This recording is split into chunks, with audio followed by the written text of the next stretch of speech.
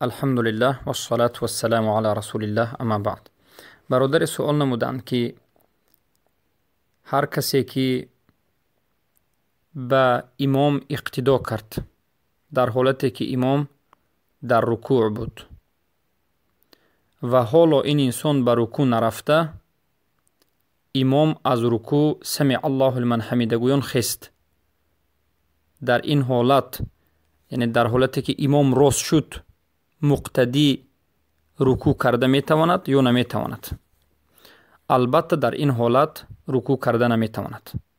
اگر رکوع کند هم این رکوعش همچون یک رکعت حساب نمی شود. البته در حدیث صحیح آمده است که رسول اکرم صلی الله علیه و سلم میگویند اذا ادرک الرکوع ادرک الرکعه، هر کسی که رکوع را در مییابد رکعت را در مییابد. یعنی وقتی که شما رفتید که امام رکوع کرده ایستاده است، شما رکوع میکنید همراهش، این دلالت میکند که شما همون رکعت را گویا دریافتید. اما وقتی که شما رفتید و الله اکبر گفتید و خواستید که رکوع کنید و رکوع کردید که امام خست و شما به تسبیح کردن وقت نیافتید، در این حالت رکوع حساب نمی شود. باید رکوع شما در حالت رکوع بودن امام باشد.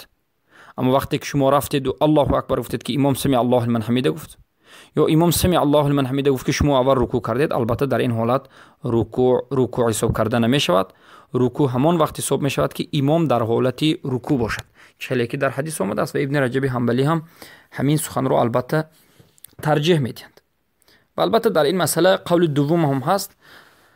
قول دوم قول امام بخاری رحمه الله هست که هر کسی که سوره فاتحه را در نیابد، یعنی سوره فاتحه را در پشت امام قرائت نکند یا قرائت امام را نیابد، این رکعت اول یا رکوع همون رکعت رو نیافته است، گرچند که رکوع را همراه امام یابد. البته قول راجح والله اعلم قول جمهور علما که ابن رجب حنبلی ذکر کردن در فتح الباری که هر کسی که رکوع را به امام دریافت کرد، رکوع کرد در پشت امام و ذکر کرد، این رکعت رو دریافته است. اما کسی که تأخیر کرد، امام خست و بعد رکوع کرد یا که رکوع کرد که امام خست حالا ذکر نکرده، در این حالت این یک رکعت حساب نمی شود. بارک الله فیکم.